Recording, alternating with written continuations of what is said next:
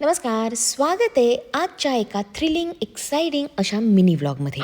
आम्ही आलो आहोत ब्रेझोस बेंड स्टेट पार्कला आणि तिथे दिसणाऱ्या ॲलिगेटर बघूनच तुमच्या लक्षात येईल की काय थ्रिल आज आम्ही करणार आहोत.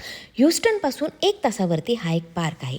इथे एंट्री करण्यासाठी तुम्हाला $7 पर पर्सन पे करावे लागतात. याचं तिकीट ऑनलाईन मिळतं. बाय द वे 13 वर्षापेक्षा कमी वयाच्या लोकांना काही पैसे पे करायची गरज नाही, फ्रीमध्ये एंट्री असते.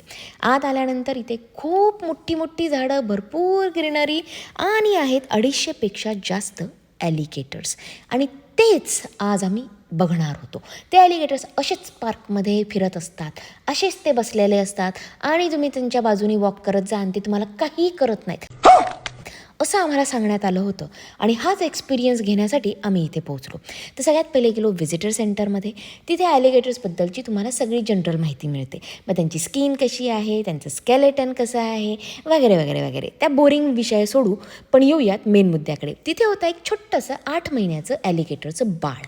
त्या बाळाला त्यांनी सांगितलं की तुम्ही टच करू शकता, त्याची स्किन फील करू शकता. तर सगळेजण ते नॉर्मली करत होते, पण माझ्या काही मैत्रिणी अशा रिॲक्ट करत होत्या जसं काही त्यांनी त्यांचं बोट डायनासोरच्या तोंडात दिलं आहे.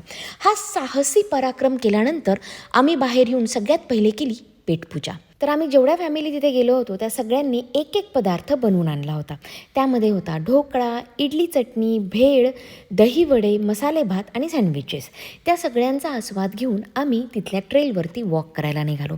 तर मला असं वाटलं होतं की वॉक ऑफ द ट्रेल होईल, पण तो वॉक ऑफ द डेझर्ट झाला. इतकं ऊन तापलेलं होतं, इतका घाम आणि इतका त्रास होत होता त्या गोष्टीचा की आम्ही त्याच्यामध्ये अगदी तंदूर सारखे भाजून निघालो. ये दोपहर का वक्त है जब सूरज सबसे ज्यादा गर्मी बरसाता है और खुद को सुरक्षित रखने के लिए मुझे जल्द से जल्द घाटी की छाया में पहुंचना होगा.